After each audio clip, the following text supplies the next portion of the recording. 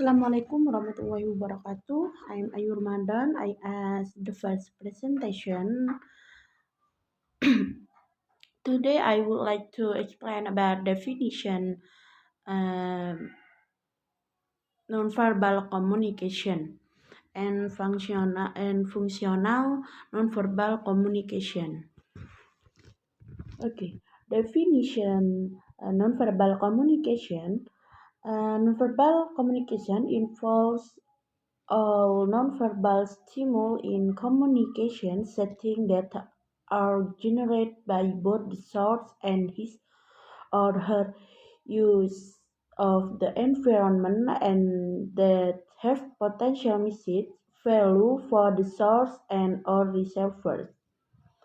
And according to Lesker and Petit, nonverbal communication means all communication that occur without words, like body movement, space, time, and touch, voice pattern, color, layout, and design of surrounding.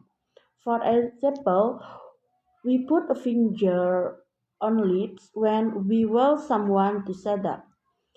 And then functional of nonverbal communication. As you can tell from the previous few page, nonverbal communication is both omnipresent and indispensable constituent of human interaction. Functional nonverbal, the first is conveying internal states. As illustrated in our initial story about the college student and the employment interview, sincerely and unconsciously, intentionally and unintentionally, people make important judgments about each other through nonverbal symbols. These symbols express attitudes, feelings, values, and emotions. For example, if you see someone with a clenched fist and inhospitable expression, you do not need words to tell you that the person may not be happy. And the second, creating identity. Not only do you use nonverbal communication to tell others about you are thinking and feeling, but you also utilize nonverbal symbols to tell yourself and others who you are. For- And from personal experience, you know how judgments are often made about another person based on such things as skin color, use of makeup, facial expression, manner of dress, and jewelry, and even the nature of the handshake offered. This use of nonverbal symbols to express a person's identity is universal, as observed in the following description of tattoos. And third, regulating interaction. Nonverbal action offer clues regarding how people navigate conversation.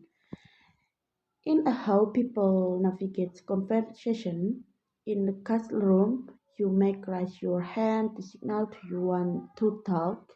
As you approach someone you do not want to visit with, you may look down to indicate your lack of willingness to interact. Conversely, the right eye contact and smile could send a message that you want to talk with the person who is approaching you. And the last, substituting for words.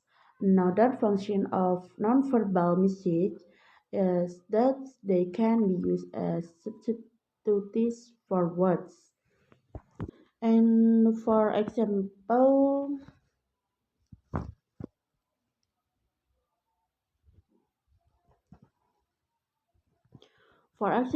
there are many occasions when someone who is carrying terrible use will and up signaling sorrow without authentic sound.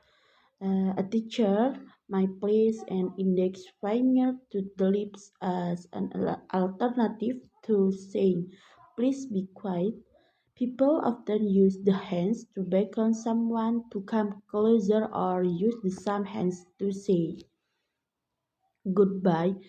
In each of the examples, an action is relapsing a verbal utterance and that action becomes the language.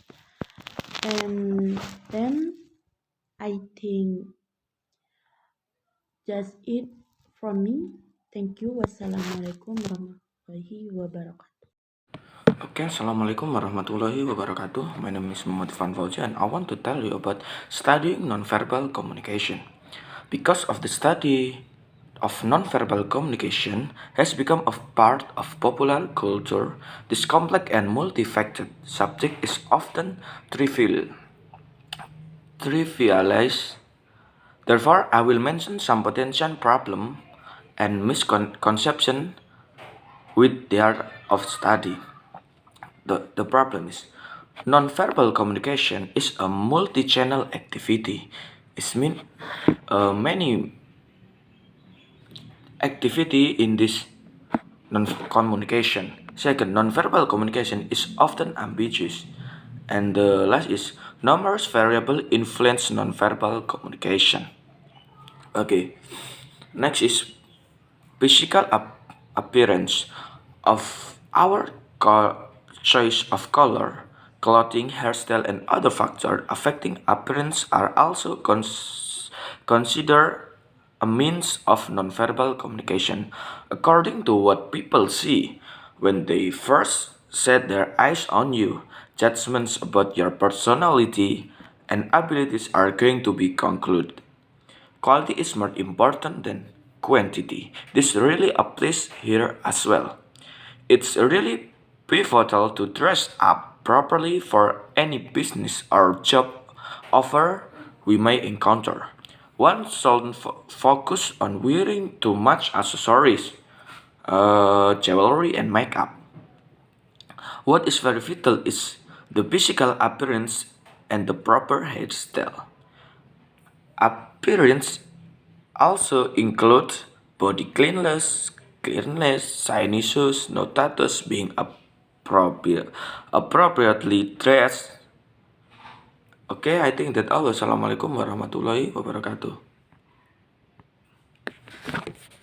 Assalamualaikum warahmatullahi wabarakatuh. I am Jainatul Firdaus as the third speaker, and I would like to explain about body movement in classification of nonverbal communication. Okay, body movement. Body movement communicates is called kinesics, which are those visible body shift and movement that can send both intent intentional and unintentional message.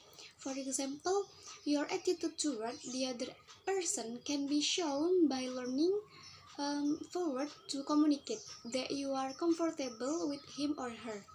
Okay, there are seven components of body movement. For the first components here is posture. Posture, it means that a person posture can send a multiplicity of message. Posture can be sign of whether people are paying attention, the level of status in the encounter, and if people are friends or strangers, if they like or dislike each other, and it can provide a variety of other information about the relationship. And the and the second one is gesture. Gesture are a non-verbal vocabulary that people use, both intentionally and unintentionally, to share their internal stage. To understand the gesture of each culture, there is a lot of miscommunication, usually an inability to read the meaning of gesture, particularly in an intercultural communication setting, has the potential for confusion and awkwardness. Um, And we can witness some of the uncertainty of intercultural gesture in the following example, like the thumbs up gesture in the United States has positive connotation because it indicates that everything is okay or you are doing very well. However, in Australia, Bangladesh, and Iran, it is seen as a rude gesture, and in Turkey, it actually represents a political party. The third one here is facial expression. Facial expression are responsible for a huge proportion of nonverbal communication. Consider how much information can be conveyed with a smile or a frown. The look on a person's face is often the first thing we see, even before we hear that they have to say. While nonverbal communication and behavior can vary dramatically between cultures, the facial expression for happiness, sadness, anger, and fear are similar throughout the world. Okay, the fourth one here is the eyes and gaze. Um, The eyes play an important role in nonverbal communication, and such things as looking, staring, and blinking are important nonverbal behaviors. When people encounter people or things that they like, the rate of blinking increase and pupil dilate. Looking at another person can indicate a range of emotion, including hostility and interest and attraction. And the fifth one here is touch. Touch as the meanings you assign to being a touch and your reason for touching others over insight into the communication encounter. And the sixth one is scan. Scans here, the sense of smell is an important but poorly understood factor in human communication. It is hard to define smells to talk about them, but they can send communication and uh, they can send important chemical cues to those around us. Interpretation of smells vary from culture to culture. For example, in Americans represent an example of a culture that tends to be uncomfortable with natural body smells and therefore attempts to cover up innate smells with perfumes and lotion. And the last one here is paralanguage. Paralanguage, it means that have relation with vocal communication that is spared from actual language. This includes factors such as tone of voice, loudness, inflection, and pitch. Next, I will explain about space and distance. In nonverbal communication, needed the amount of distance and the amount of space we perceive as belonging to us is influenced by a number of factors. Um, Number of factors here include social norms, cultural expectation, situational factors, personality characteristic, and level of familiarity. There are three components in space and distancing. The first component is personal space. Personal space, according to what I have read, needed when having a casual conversation with another person usually varies between 18 inches to 4 feet. On the other hand, the personal distance needed when speaking to a crowd of people is around 10 to 12 feet. The second one is setting. Setting, as is the case with many features of nonverbal communication. Sitting arrangement seating arrangements send both inconspicuous and obvious message. For example, in the production of a very subtle message could be witnessed at an important diplomatic meeting between the Turkish ambassador and his counterpart from Israel.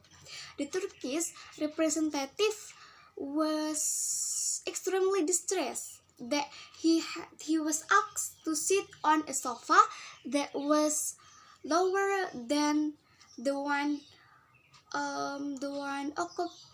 occupied by the Israeli official, and his anger was so intense that he refused to allow the media to take a picture of the meeting since he felt it humiliated him and his country. This real-life example vividly demonstrates that seating arrangements can be a can be powerful of nonverbal communication. And the third one here is furniture arrangement. The way people arrange furniture like cubicles, chairs, tables, decks, sofas, and etc.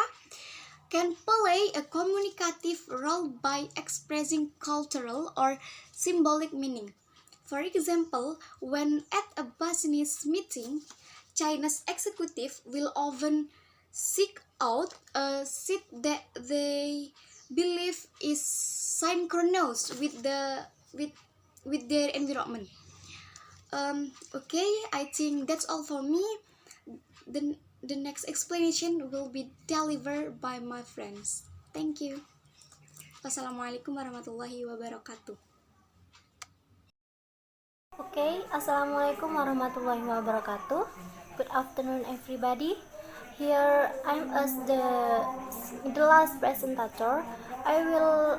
Before that I will introduce myself. My name is Ika Lutfita Intan Cahyanti, and my ID number is 2019 61 and 73.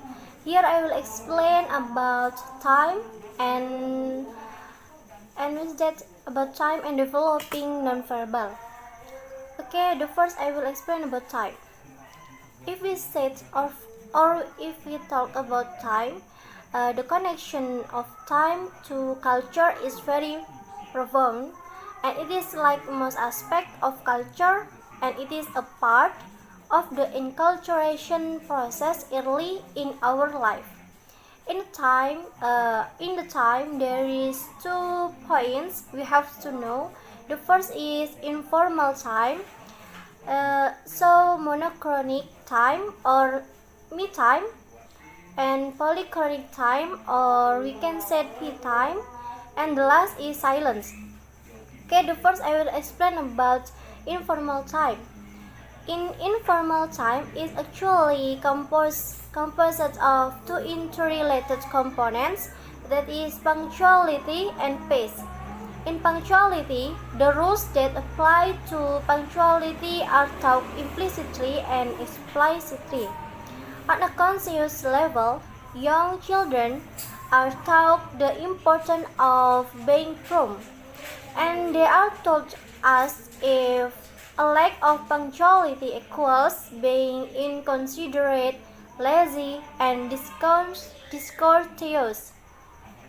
And you know that if these rules about time but cannot point to the moment you learn them, as they operate below the level of consciousness, and the imperative about time are also often linked to a culture's worldview. As like the example or a few additional examples will help us to illustrate how reactions to punctuality are rooted in culture. As like in Spain or Italy and Argentina, it is typical for people to be 30 or more minutes late for a meeting or dinner appointment. But punctuality is also not highly regarded in much of the Arab country of Arab. And then, if in Arab, comparing Arabs to Westerners, neither have notes if Arabs are thus much more relaxed about timing of events than they are about other aspects of their life. Okay, the next maybe we talk about pace. If we talk about pace, every country have the different way. For example, for the Irish have a saying, life is a dance, not a race. But in Westerners said, idle hands are the devil workshop. These two examples to demonstrate cultural attitudes toward pace. And then because of the tempo of life in United States or in US, citizen always appears to be in a hurry. For example, again, in Japanese culture with in the American culture, this have the different pace time. For example, when negotiating between Japanese culture and American, if American like to get right down to business, they were socialized to believe that time is money, and they can accept about 15 minutes of small talk as like whether their trip or their hobby and etc. But more than that becomes unreasonable. The Japanese, on the other hand, want to get to know their business counterpart. They feel that the best way to do this is to have long conversation. If Japanese feel they have too long conversations with American about the wide variety of the topic. This is the different culture between Japanese culture and American culture. And next, about M time and P time, or we can say that as monochronic and polychronic time. If M time, culture is orientation perceived, time is being tangible, and this concept view time as linear, sequential, and segmented. But if in P time or polychronic time, culture, time is less tangible, and people are actually not in a hurry to finish on their assignment and their chore. Okay, the last in time, it is about silence. Silence, we conclude our analysis of the type of nonverbal messages by looking at how silence can be an important component in intercultural communication.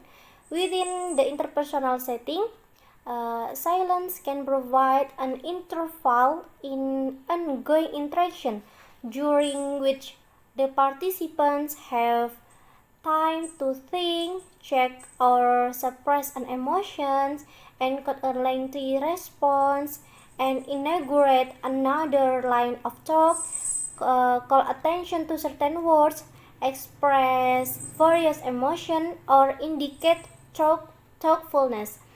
And silence also provides feedback and informing both sender and receiver about the clarity of an idea or its significance in the overall interpersonal exchange.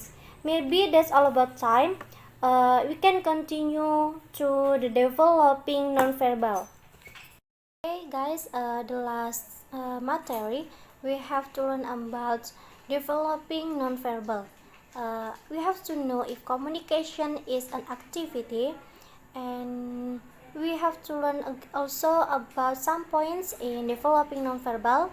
The first point is your interpretation should be tentative.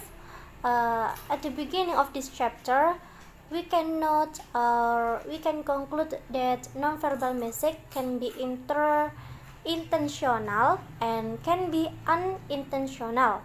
In intentional, the example is waving goodbye to a friend or friends but in unintentional. The example is frowning because you are looking into the sun, and your friends believe you are upset like that. So the second point is be conscious of the text.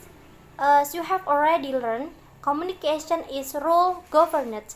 Some self-reflections tell you that our behavior is different as you move from place to place. And you can think of all the rules that are in operation in schoolrooms, in courtrooms, churches, in your business, and etc. And then the next is about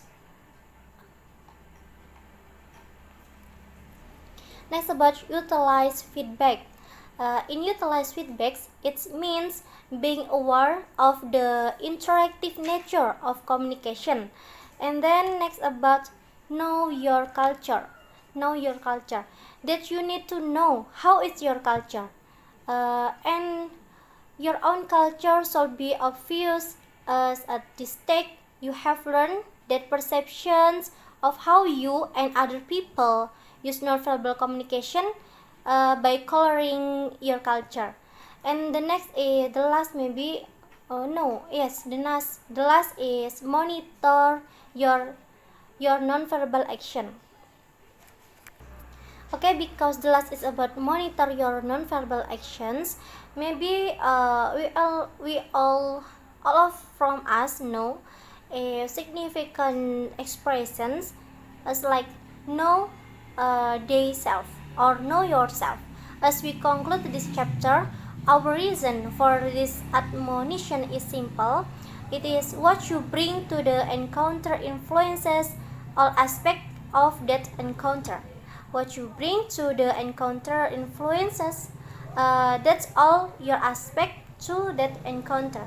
Maybe that's all about my explanation. I say sorry if I have many mistakes, and thank you for your nice attention. Wassalamualaikum warahmatullahi wabarakatuh.